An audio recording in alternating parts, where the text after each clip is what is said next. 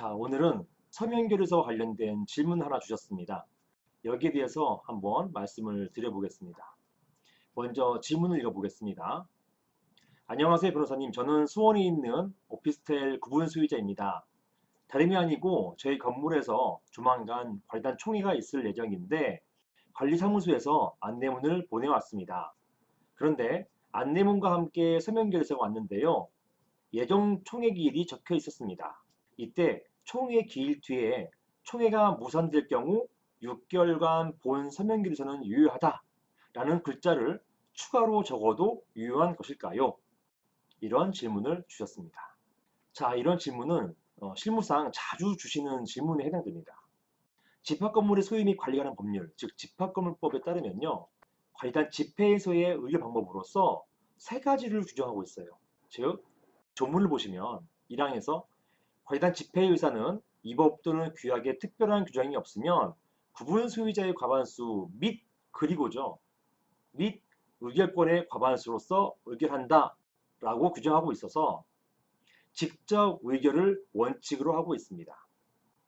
자, 두 번째 2항은요. 의결권은 서면이나 전자적 방법으로 이게 이제 서면 의결 또는 서면 결의서를 사용한 서면 의결을 말하는 것이고요. 이러한 서면이나 전자 방법 또는 대리인을 통하여 이게 이제 대리 의결, 즉 위임장을 사용하는 대리 의결을 말하는 것입니다. 이렇게 대리인을 통하여 행사할 수 있다. 이렇게 규정되어 있습니다.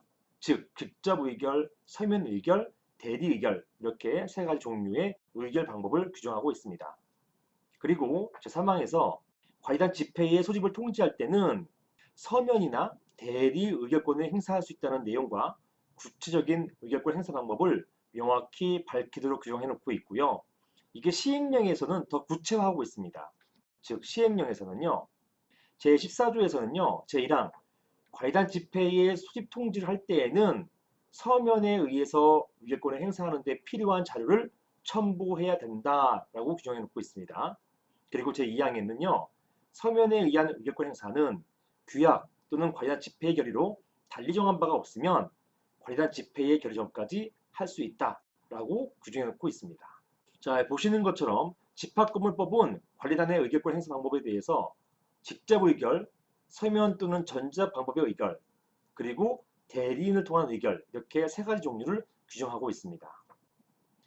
그리고 집합건물법 시행령은 특별히 서면에 의한 의결권 행사는 관리단 집회의 결의 전까지만 행사할 수 있다고 규정하고 있습니다.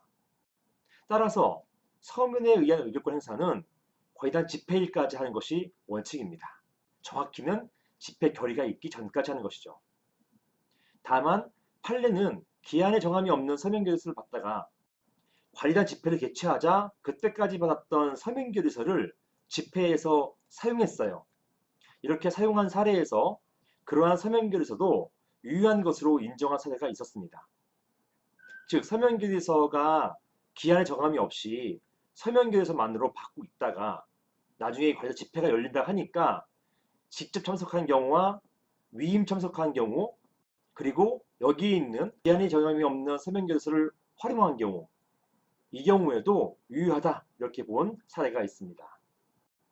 사안에서는 관리단 집회에서 보내온 서면결의서에 임의로 수정을 가한 경우죠. 이 경우에는 일단 관리단에서 이를 인정하지 않을 가능성이 높습니다. 그리고 법원도 인정하지 않을 가능성이 있습니다. 왜냐하면 이런 서면 의결권 행사는 집회 전까지 행사해야 되는데 예정된 집회 기일 이후에 이 서면 의결권을 행사할 수 있다고 한다면 집합건물법 시행령 규정과 맞지 않는다고 볼 여지가 있기 때문입니다. 자, 이런 경우에는 대리인을 통한 의결, 즉 위임장을 통해 의결권을 행사하는 것이 가장 좋고 유효하다고 생각됩니다.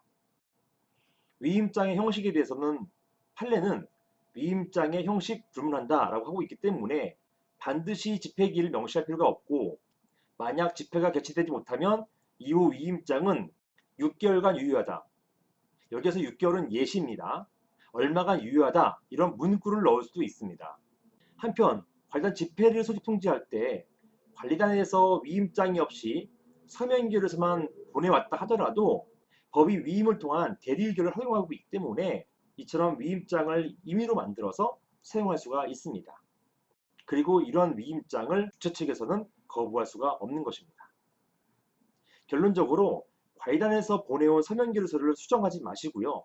이런 경우에는 위임장을 받아서 이 위임장을 가지고서 의결권을 행사하시는 것이 추후 법적 분쟁을 피하는 방법이라고 생각됩니다. 이상입니다.